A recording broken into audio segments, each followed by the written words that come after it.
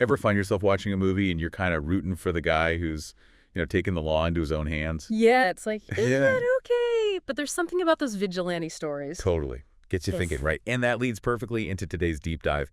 It's the Equalizer movies. Mhm. Denzel Washington. Oh, nice. But this isn't just us geeking out over action sequences. Those are great, too. Get ready for some seriously deep ideas about justice, what's right, the whole shebang. I am so ready. So my brain's still buzzing from this podcast I was listening to, hosted by, get this, Sophia and Logos. They were dissecting these films, all three of them. Philosophically. Exactly. Blew my mind wide open, gotta say.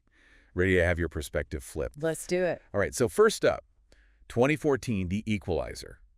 We meet Robert McCall, and come on, it's Denzel. The man's got presence. Understatement. Ex-Black Ops, trying to live the quiet life. But then he meets Terry, young woman, seriously bad situation. And McCall, well, he can't just stand by. Classic setup, but you can tell there's going to be something more to it. And that's what grabbed me. So Sophia and Logos, they were talking about how McCall's whole approach, he's so methodical. It's not just about revenge, it's deeper. Duty, maybe? Like a sense of obligation? That's it. Restoring balance, righting the scales. Sophia called it corrective justice. Way more complex than your average action hero, right? Definitely. Makes you think about what's acceptable, even when it's outside the lines. And they pose this question when IS violence justified. McCall, he always chooses it as a last resort. When there's literally no other option, which gets seriously murky, ethically. Right.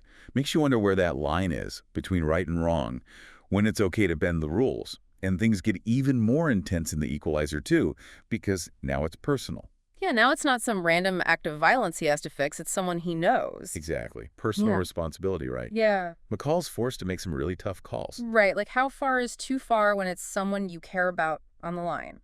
And Sophia and Logos, they brought up this whole mentorship thing in this film, which I thought was interesting. Totally. With Miles, right. Kids caught between the streets and a chance to, turn his life around. And McCall sees himself in Miles, and that's where that Denzel wisdom comes in, that whole lift others up thing. It's like he's passing the torch or something. In a very violent, vigilante kind of way, but yeah, there's that hope, right? Like, even if you've messed up, there's always a way back, a chance to be better. And McCall, he embodies that, I think, even though he's, taking down bad guys to do it. But then, The Equalizer 3. Whole different vibe. Total shift. Yeah. Italy. Tries to escape his past, finds some peace. You almost forget he's the equalizer for a minute. Until he can't ignore it anymore. Like some things you just can't outrun. And that's where it gets really deep. Because it makes you question, can you ever really escape who you are? Even if you try to bury it, will it always find a way to resurface? And that internal struggle, man, that's what resonated with me. Yeah. We all have that, right? Wanting to move on, but also having to confront the things that haunt us. It's that age-old question, right? Can you ever really outrun your past, or does it always catch up, no matter how far you go? And for McCall, it's not just about running, is it? He's actively trying to build a different life, find some semblance of peace. But Sophia and Logos, they made this point that I thought was so insightful sometimes. Finding peace means confronting the very things we're trying to escape. Like facing those demons head on. It's kind of like that whole theme of balance we were talking about earlier, right? Oh, absolutely. It's there throughout the entire trilogy. In the first film, it's McCall restoring balance for others, righting those wrongs that have been done. Yeah, like he's this external force, intervening where the system fails. Exactly. Then in the second one, it becomes more personal. It's about balancing loyalty to his friend with this broader sense of justice. Those lines get blurrier. And by the third film, it's all about McCall's own internal balance, right? Yeah.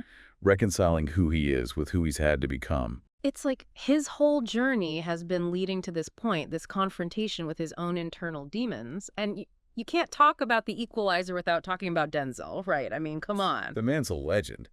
The way he brings that quiet intensity to McCall, it just adds this whole other layer to the character. And I think that's where Sophia and Logos' analysis really resonated with me, because they get at that depth, that philosophical core beneath the action. Like when he says, do what you have to do what you want to do.